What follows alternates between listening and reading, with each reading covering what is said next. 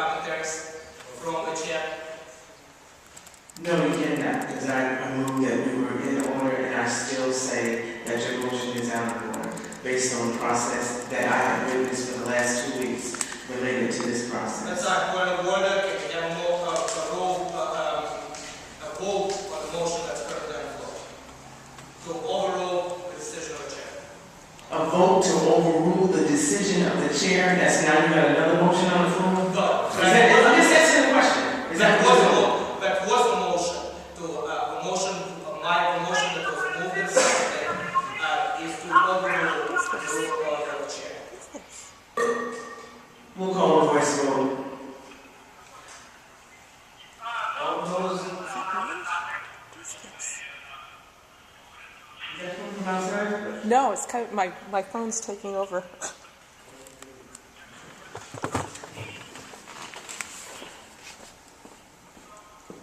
Thank you. Okay, all those in favor of overruling my ruling that the motion is out of order. No, he's overruling the decision I made that the motion is out of order. But should he have a chance, Madam President, to express himself? He already did. He asked for the vote. He did. All those in favor of overruling the decision of the chair that the motion is out of order, please raise your hand.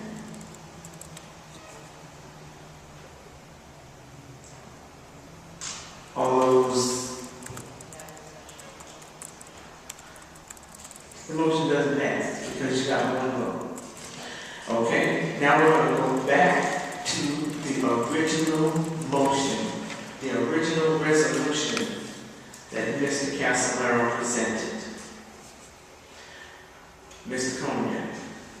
On the resolution, Madam Chair, I will be voting against this resolution for several reasons. One is I would like to commend Mr. James Mattel on his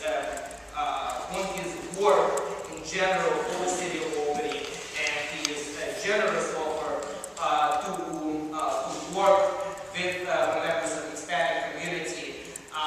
That offer was something that I was expecting to be actions of the mayor based on the conversations that we had almost a year ago. Now, however, now we have action, and I'm looking forward to that action. However, I'm still hesitant of the Catholic charities and their specific promises, because they have in the past broken their promises to work with the community, which they have made. The members of they had dismissed what used to be an old Hispanic board or a Hispanic-oriented agenda. The current funding is in the appeals the same amount, yet the services are not equal. Specifically on the equality issue,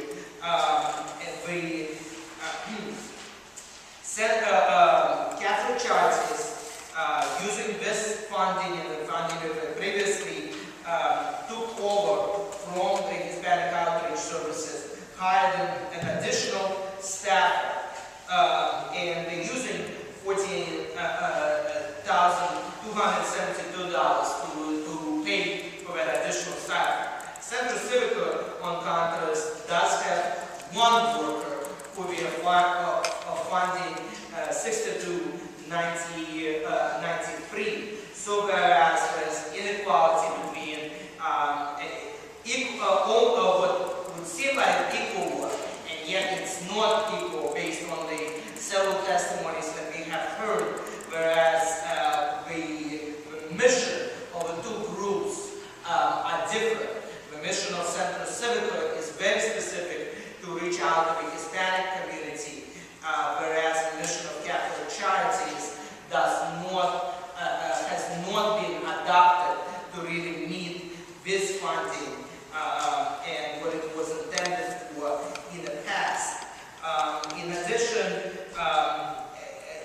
have a little bit of a problem with some of the items some of the other items that we are funding in here.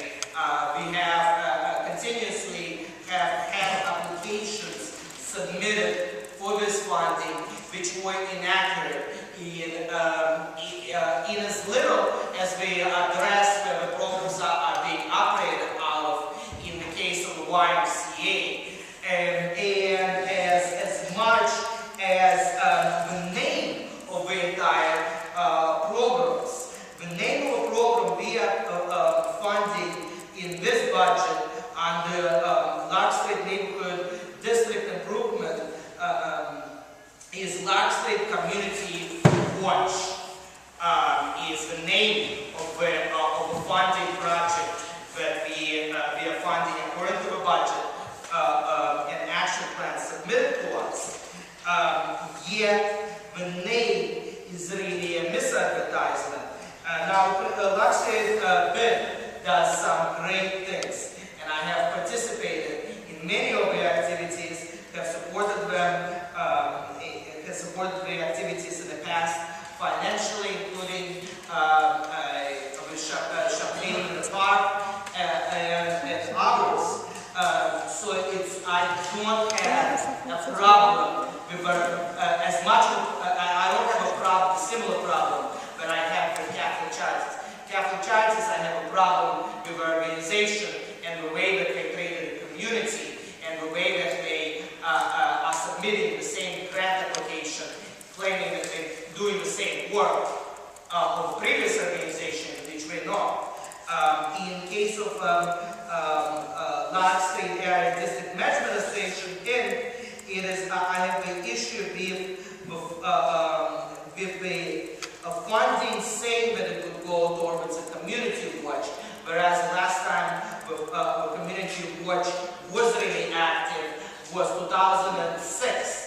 So there's inequities in the application, and I'm looking forward to getting these things addressed in the future.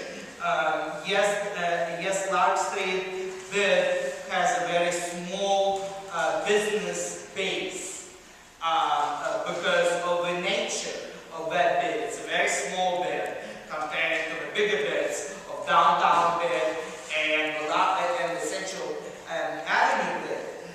So indeed, they do need additional support. However, that support should go in the description of programs that they operate, should be accurate, as the Lark Street Neighborhood Marketing Program is a wonderful marketing program. They are putting out banners and everything for the street, making it look better. They are contracting out with Central Bid for cleaning services. That's great. However, the funding is not going towards a community watch, which is part of this application, and using the fact that an active, let me quote the application, the program has just completed its 9th year and has grown to include an active base of over 40 APT trained volunteers who participate in 2-hour evening patrols on over Lark Street neighborhood. That line is simply not true. And so this is not an issue with, I'm sorry, this is an issue that to be honest, I did not review every single one of this application, nor am I the compliance officer for every single one of this applications. I was just familiar with Lark Street bid and the existence or lack thereof of a community watch program there. I know community watch program is not easy. Midtown Neighborhood Watch program that I was one of the co-founders is barely surviving currently. We started off with having 2 to 3 walks a week, having them every single week. We currently are struggling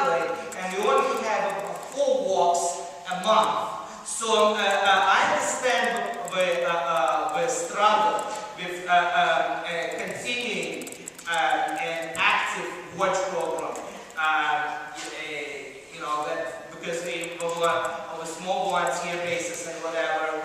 And I also do know that funding could be used for it. So if indeed there was such a program, this application was accurate, then it would have been a great program. There's other parts of the application that are certainly truthful and certainly are great. However, that's a problem that I have with some of these applications. And again, I feel that there's an inequality in funding for Central Civico in this process. And I commend Mr. Mateo on his efforts in ensuring that it's not going to. It's the same thing. I wouldn't be forced to vote against the budget based on small little details that I just could be corrected next year. And I'm hoping that by sitting with organizations, with Catholic Charities and Central Civic, by sitting down together, are going to actually work together and accomplish what they have, what they set to accomplish. But the previous funding that was given to them and was transferred was not maximally efficiently used to serve the needs of Hispanic community.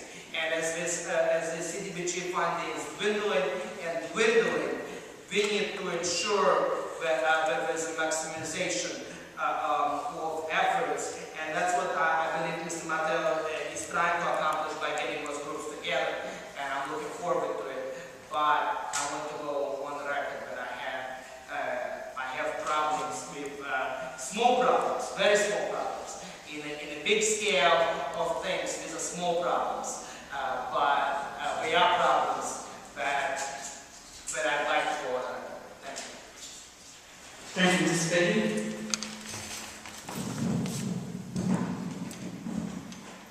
Thanks, Madam President. I want to comment on the process. It's something that bothers me every year. This is even though the money is being reduced year after year, it's still a pretty large pot of money, $4 million, in community development money. I feel strongly that the process needs to be even more transparent, and I think there needs to be more outreach to the general community about these funds, and engage the general community about how this money could be used, and a better process of explaining how the money is being used. There are so many different areas that certain monies have to be spent, whether it's for the homeless or housing or public facilities or public improvements. But I know a lot of you probably share my feeling that it's not easy to get a handle on just how these funds need to be spent. What happens is the general public kind of gets left out. And I think what ends up happening is that Anton's bringing up this issue about particular programs. If there were an opportunity for the public to voice concerns, for some of these programs to talk about what they offer and what they plan to do, it's one thing to have a stack of applications sitting in the city clerk's office for us to come look at, the public can come look at it. But I think the process needs to be more transparent, and there needs to be more outreach. I think that we could do more with on the city website about talking about how this $4 million pot of money is being spent, and I think we have a responsibility to do that. And I also think that I think it would be really helpful in figuring out how we're spending our money, if we're getting better feedback from the public. There may be areas that we should be putting this money in and we're not. And the only way we're going to find that out is by engaging more people in the process. I'm sure there's a lot of other groups that if they knew about the availability of these pots of money, they'd be interested. And I'm sure there are people who have opinions about should we be spending so much money on administration or not. I just think people have a right to know about this, and we have a responsibility to be more transparent about the whole process. Thank you. Mr. Freeman? Thank you, Madam President. First off, I'd like to say that this new process that we went through this year, we did set a precedent. We did set a precedent. And that's based on what I know, based on what I observed, to have organizations show up at a meeting in which only those two organizations specifically showed up, in which I just overheard a council person say out the hallway, is if it wasn't for me last week, you wouldn't have been here. You wouldn't have known about that. That's why I know that those two groups were called specifically, just those two, were called specifically in to get more money in lobby for that. Point number two, if this meeting was not, if it was legal, if it was legal, we took a vote. We took a vote that night, 3-2. 3-2 to take money from Catholic charities, to take money from the Albany Wives program out there in Iowa. We took a vote. And guess what? We walk in here tonight, that's all off the table. This is what we're going to do tonight. And that's just what they did. That's just what they did. And now we sit here amongst each other, and we're talking about what we really don't want to set precedents, we don't want to go here, and the process is this, that, and the third. It's not. It was a process that was designed last Wednesday to rimrod some stuff right down, and not for there to be any repercussions for it. And if we didn't say what we said, me and my colleague Bailey, that would have went down, nothing would have been said, and we would be voting on what happened on Wednesday. But we took a vote. We took a vote, and that vote should have counted if it was a legal meeting. It should have just happened. I didn't hear anything in that meeting tonight saying that, okay, we're going to amend what we did last week because that wasn't right. So we'll vote to amend that and we'll pull this back. And this is going to be the new plan as was presented right here tonight. My third point is this. Excuse me, Council, I didn't mean to do that. My third point is this. Lark Street's Neighborhood Watch Program. Big money. It's a lot of money. More money than I see South End Neighborhood Watch Program is getting. A lot more money than I see what West Hills being allocated to. And a lot more money than I see what Arbor Hills getting. We're being told, patrol your own neighborhoods. Look out for your own. And there's no money being put behind it to help us do that. When I went up and I talked to Chief Cocoff, he was like, well, we got some resources, some hacks and things of that nature. But to see Lark Street Big make out here tonight, with that type of money, knowing what's going on in your ward, the councilwoman, and what's going on in your ward, and my ward, as far as the gunfire that was just shown by one of our colleagues. Look at the circles, look at the maps, this is what we're facing. All we're asking for is an even distribution. That's it. Number one, let me just reiterate, the meeting last week, we took a vote, and that vote went down, and people walked out of there satisfied. And then tonight, it was done all over again, it was just swept right to the side, and this is how it's going to be done. I would think that's setting a precedent. Because if it wasn't, last week would have been okay. And so, it hurts a little bit. You know, you learn as you go along. It's a little bit tricks to the trades that we watch the seniors do here on this council, and some of the new members have to catch up, basically, and I'm one of them, as far as trying to figure out the legislative part, where we should go with it, and how we should attack certain things. But first there's a process. You have to understand the process in order to introduce amendments, introduce things that can help you ward, and introduce things that's going to be instrumental to those people in your community. So I accept that. But let us not forget what happened this time around with the CDBG money. Let's not let it happen next year. If there's going to be a presentation by ACDA, and then there's going to be an appeals process, let it go. I had no problem with the budget that came down here. I think that Jim Mario, I think that Commissioner Yevely, they did a good job. And if there's monies left over, then hey, we should be able to work with those organizations.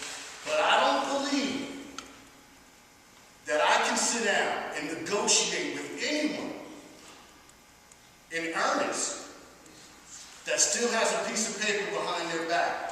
The same thing that our unions are talking about. Get rid of the piece of paper and let's talk like men and women and let's get back to the table and let's get the real work of the city done. Thank you, my colleagues. And I will be supporting this tonight as well. It is going to the federal government for HUD money. And I just wanted to state that for the record. There's nothing too much we can do about it now. Ms. Goldie? Thank you, Madam President. Just quickly,